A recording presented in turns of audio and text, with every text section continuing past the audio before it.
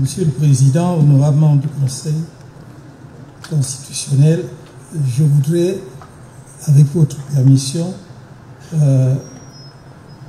apporter un élément pour votre appréciation par rapport à une question, je crois que c'est vous-même qui l'avez soulevée, en tout cas c'était en rapport avec le rapport du rapporteur de la Commission sur l'interdiction de la pluralité d'investiture.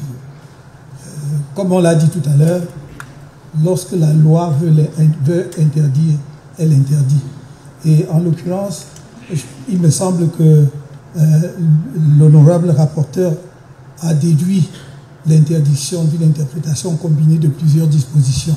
Alors, mais je veux dire, le législateur n'a pas été à ce point non vigilant, parce que dans le même code électoral, l'article 121, le dernier paragraphe de l'article 121, sur l'investiture, les investitures données aux candidats indépendants, dit ceci: les dites personnalités doivent apposer leur signature légalisée par les autorités administratives territorialement compétentes sur les lettres de présentation. Une même personnalité ne peut apposer qu'une seule signature et pour un seul candidat.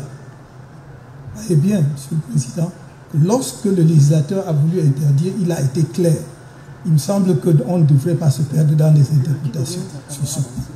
La deuxième remarque, toujours pour faciliter la tâche de l'auguste juridiction, c'est que si on suit les conclusions de l'honorable rapporteur, on aboutirait à une décision qui peut peut-être être satisfaisante pour ceux qui ont initié justement cet imbroglio dans lequel nous nous retrouvons.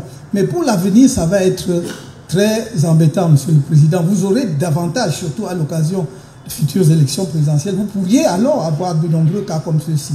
Et ceux qui peuvent se réjouir aujourd'hui d'obtenir l'invalidation de la candidature d'un concurrent, si vous demeurez, si vous validez ce que je n'espère pas, ce que je ne souhaite pas, mais si vous suivez le conseiller rapporteur et donc invalidez notre candidature, cela veut dire que vous acceptez. Et moi, si Dieu nous permet d'être là, je sais pas, peut-être à la prochaine élection présidentielle, moi, comme toi, je vais signer que je suis président national du RDPC, je me suis investi, je suis candidat du RDPC, et il faudra effectivement que le RDPC nous explique par quelle magie il va échapper donc à une jurisprudence qui effectivement ne tient pas compte de ce que la personne qui revendique une fonction assume effectivement cette fonction. Qui plus est, la personne qui revendique la qualité de membre d'une association, en l'occurrence un parti politique, en est véritablement membre. Je voulais juste attirer vraiment votre attention là-dessus, parce que au-delà